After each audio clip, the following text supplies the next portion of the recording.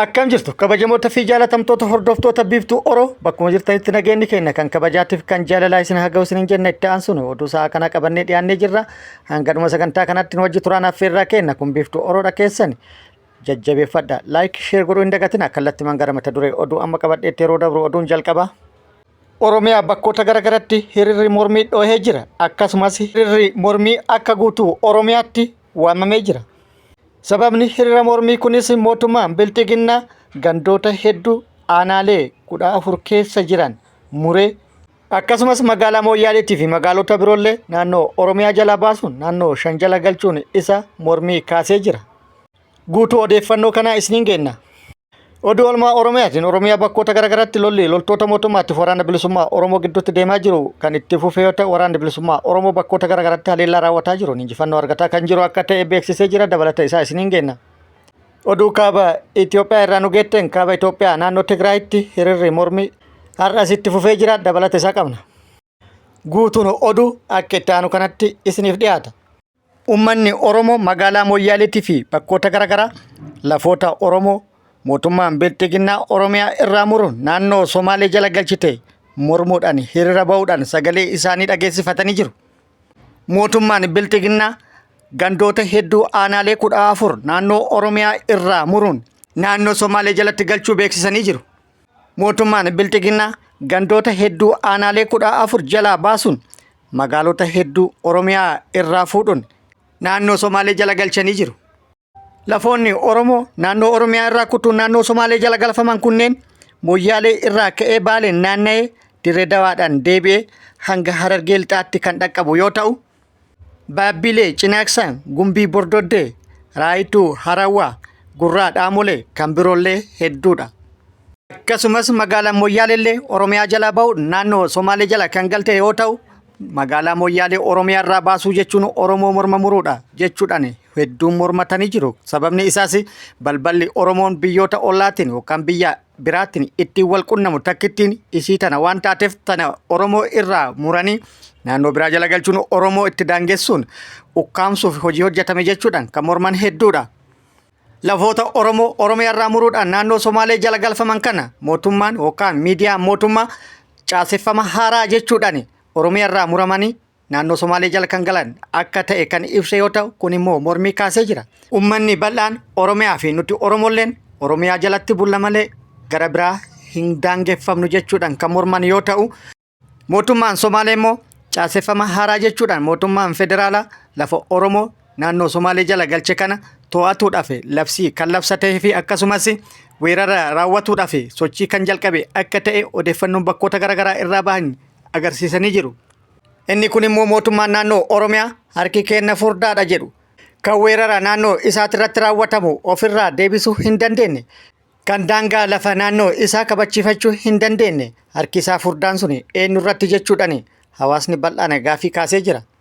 Kun akkuma jirutti ta'e hidhattoonni naannoo Somaalee kallattii garagaraatiin haleellaa uummata irratti raawwataa turan ammas itti fufuu odeeffannoon bakkoota garagaraa irraa ba'an ibsanii jiru. Fakkeenyaaf Cinaaksanii fi kallattii Dirree Dawaatiin guyyaa kaleessa haleellaa akka raawwatan dhagahamee jira.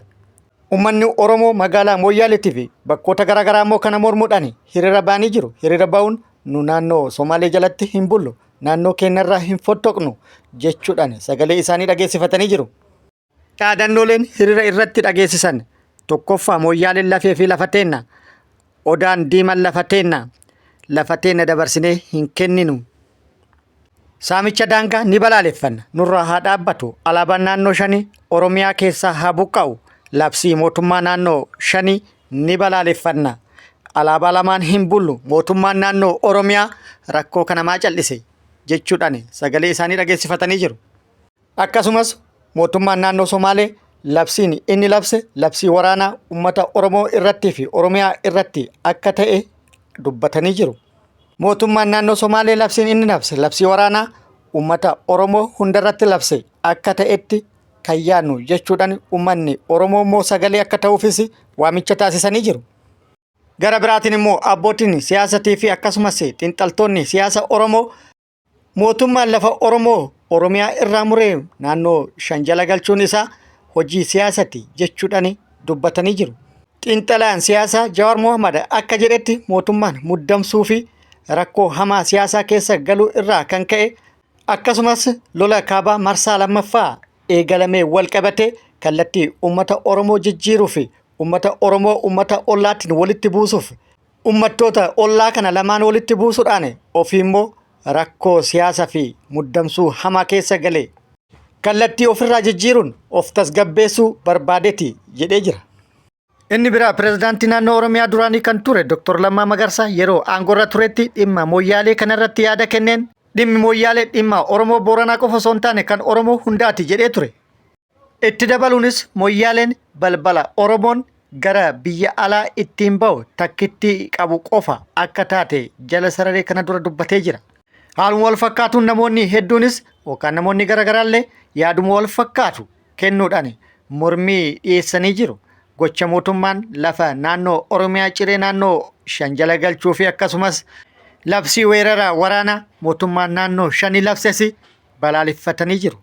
Hiriirri mormii har'a magaalaa Mooyyaalee yaa'a bal'oo fi kan biroottis kan gaggeeffame yoo ta'u akka guutuu Oromiyaattis waamamuun dhagahamee jira.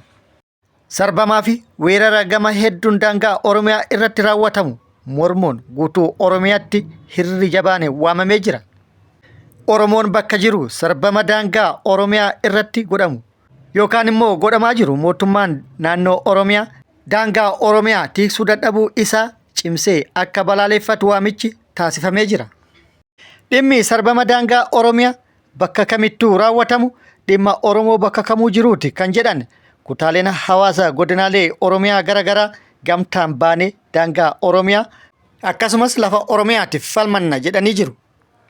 Hawaasni kun itti dabaluunis harka caalaan daangaa Oromiyaa kan sarbame keessattuu bulchiinsa Bilxiginnaa jalatti akka ta'e dubbatuun bulchiinsa Bilxiginnaa jalatti qaamoleen hidhatan naannolee ollaati bobbaafaman Oromoo kuma dhibbootan lakkaa'aman buqqisuun lafa Oromoo dhuunfatanii bulchiinsa irratti ijaarataa jiran jedhanii jiru.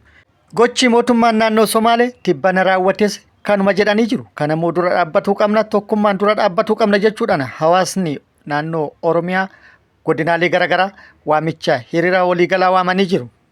Oduun itti aanu oduu oolmaa Oromiyaati. Oduu oolmaa Oromiyaati. Lolli Oromiyaa bakkoota garagaraatti loltoota mootummaatii fi waraana bilisummaa Oromoo gidduutti gaggeeffamaa jiru akkuma itti fufeetti jira. Waraanni bilisummaa Oromoo bakkoota garagaraatti haleellaa humnoota mootummaa irratti raawwataa jiruun miidhaa guddaa irratti dhaqqabsiisuun hedduu hojiin ala taasisuun meeshaalee waraanaa hedduu irraan hiikkatuun kasaraa guddaa mootummaa irratti dhaqqabsiisaa kan jiru akka ta'e beeksisee jira. Haaluma kanaan giddugala Oromiyaatti fufteedhaan haleellaa humnoota mootummaa irratti raawwataa jiruun bakkoota garagaraatti injifannoo argatu kan itti fufe akka ta'e odeeffannoon nu ga'ee jira. Haaluma kanaan waraanni bilisummaa Oromoo kaaba shawaa bakkoota garagaraatti haleellaa humnoota mootummaa irratti raawwateen injifannoo argadhe jedhee jira. Guyyoota dabran giddugala Oromiyaa kaaba shawaa aanaa yaayyaa gullallee fi akkasumas aanaa warra jaarsotti haleellaa humnoota mootummaa irratti raawwateen miidhaa akka irratti dhaqqabsiisu odeeffannoon nu ga'ee jira. Aanaa warra jaarsoo ganda dha'ee Sillaasee jedhamutti haleellaa gaafa adoolessa 25/2025 humnoota mootummaa irratti raawwateen loltoota mootummaa 5 battalumatti addunyaa kanarraa akka godaansisee fi haleellaa irratti raawwateen 2 immoo kan madeesse fi kan hafan kan bittinneesse akka ta'e odeeffannoon gama sirraa nu geette ibsitee jirti. Achuma kaaba shawaa yaayyaa gullalleetti haleellaa humnoota mootummaa irratti raawwateen loltoota mootummaa 7 immoo battalumatti kan godaansise yoo ta'u haleellaa irratti raawwateen loltoota 5 madeessuun kan harkaan qabeesse akka jiru odeeffannoon nu gahee jira.